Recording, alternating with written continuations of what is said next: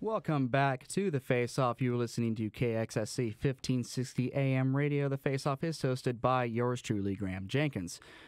At the trade deadline, the Dallas Stars were one of the biggest sellers of the market, trading away Derek Roy, Brendan Morrow a week before the trade deadline, but he has to be considered there. Derek Roy, Brendan Morrow, Jaromir Jagr, and you also have to factor in Tomas Vincour because he was at one point considered part of the future for the Dallas Stars. He was traded to the Colorado Avalanche in exchange for Cameron Gaunce, a defensive prospect from the Avalanche. So after all of those trades, the general consensus around the media, around the hockey media, was that the Stars had basically given up on the season, and it's kind of I hate to say this, kind of a plausible thing to write because they traded away a lot of experience in Derek Roy and Jaromir Jagr, and of course Brendan Morrow, but the Stars did not get that memo. Sure, they lost the first game on the trade deadline 5-2 to the Anaheim Ducks as part of a 3-game series that they played against them, but since Friday, April 5th, the Stars have completely turned around, completely changed their game and have appeared to be turning things around, maybe just in time to see if they can go on a playoff run. Their first game on April 5th against the Anaheim Ducks, they won that game 3-1, and looked like I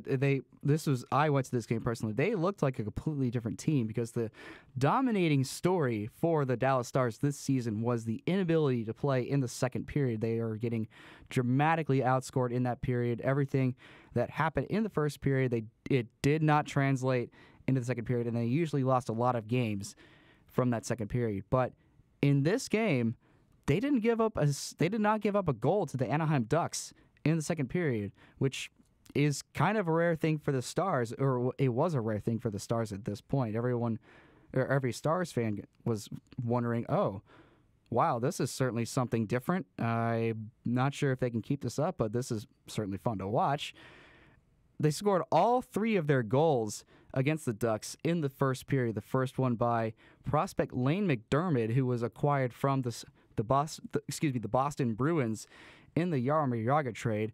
Nobody expected Lane McDermott to score 1 goal, let alone 2. This was his second goal in 2 games with the Dallas Stars, and he's not known for his goal scoring abilities. He even said he doesn't get many of those in his locker room interview on Wednesday's game against the Ducks. He scored his first NHL goal in that 5-2 loss to the Ducks. He admitted himself that he's not a goal scorer. So to get 2 goals out of Lane McDermott on the fourth line, that's pretty significant. I'm not sure if he'll be able to keep up a goal per game pace or let alone score a few more goals after that, but that is something that was a pleasant surprise for Stars fans. The next goal was scored by Eric Nystrom on a shorthanded goal. It was a shorthanded goal that Victor Foss, he had an off night on Friday. I will have to mention that too. He just did not look in sync at all. And Victor Foss, and perhaps one of his biggest rookie mistakes he's made all season, skated out towards the faceoff circle but hesitated.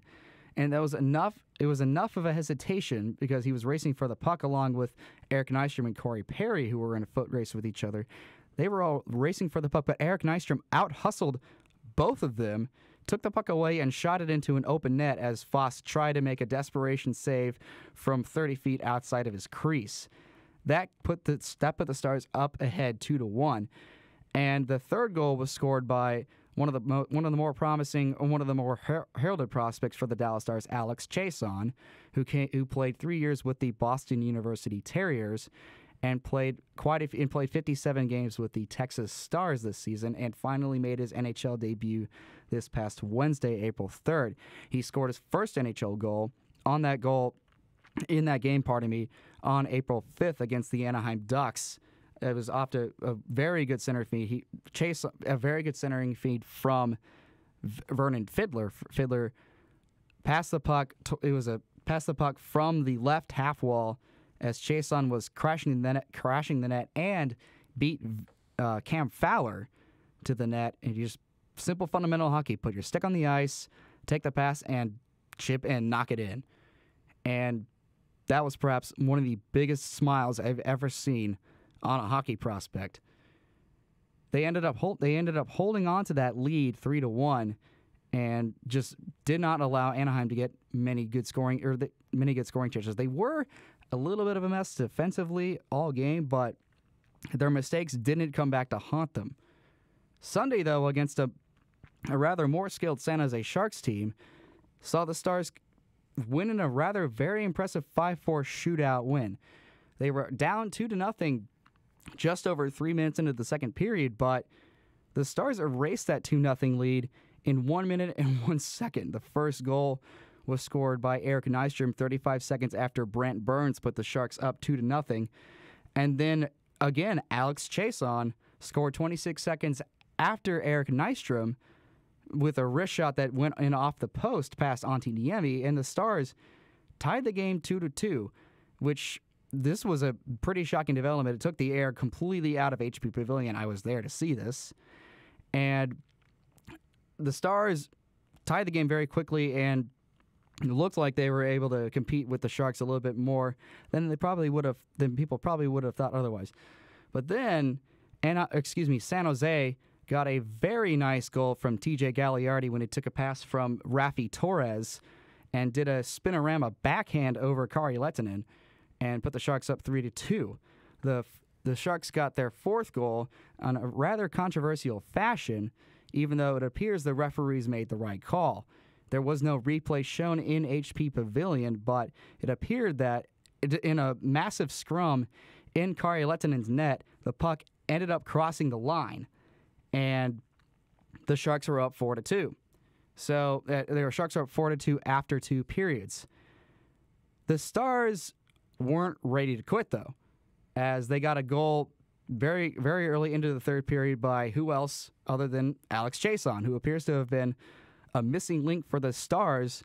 And the Stars are pretty sure, Stars and Stars fans are very glad to have Alex Chiasson right now at the rate he is producing.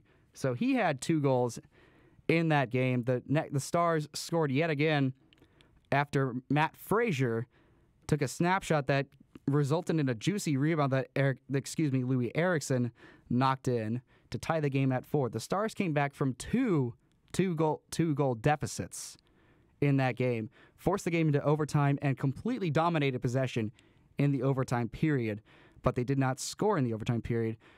Kari Lehtinen stopped all 3 shots by the Sharks in the shootout, and Jamie Benn got the only goal in the shootout, and the Stars won that game 5-4.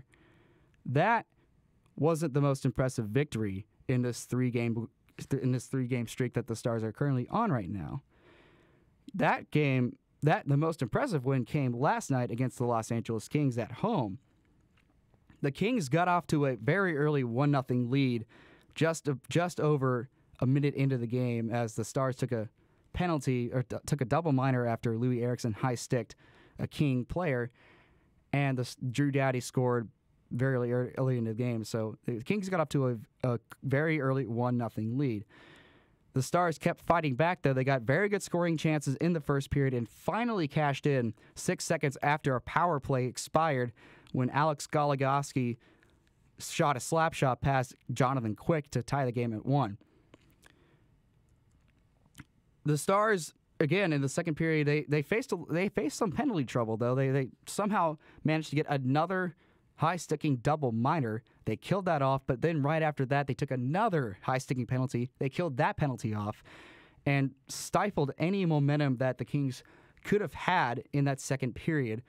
And the score was 1-1 after 2, but then the Stars started to cash in not only on a lot of turnovers that the Kings made, but also all those scoring chances that they had earlier, but they couldn't cash in on earlier. They scored 4 goals, the first one very early in the third period by Ray Whitney on a feed from who other than Alex Chiasson, who ever since being put on a line with Jamie Benn and Ray Whitney has been a very dominant player for the Dallas Stars.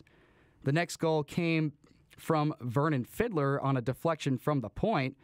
The next goal, and then the fourth goal for the Stars came from, yet again, Ray Whitney off a bad turnover by the Kings in their zone. And then Another turnover in the neutral zone for the Kings resulted in the Stars getting a little bit of a lucky goal by Vernon Fiddler. He shot it towards the front of the net from a severe angle, but it deflected off somebody in front of the Kings' net, and the Stars held on to win 5-1, outshooting the Kings, 31-30. The first game they have outshot an opponent this entire month.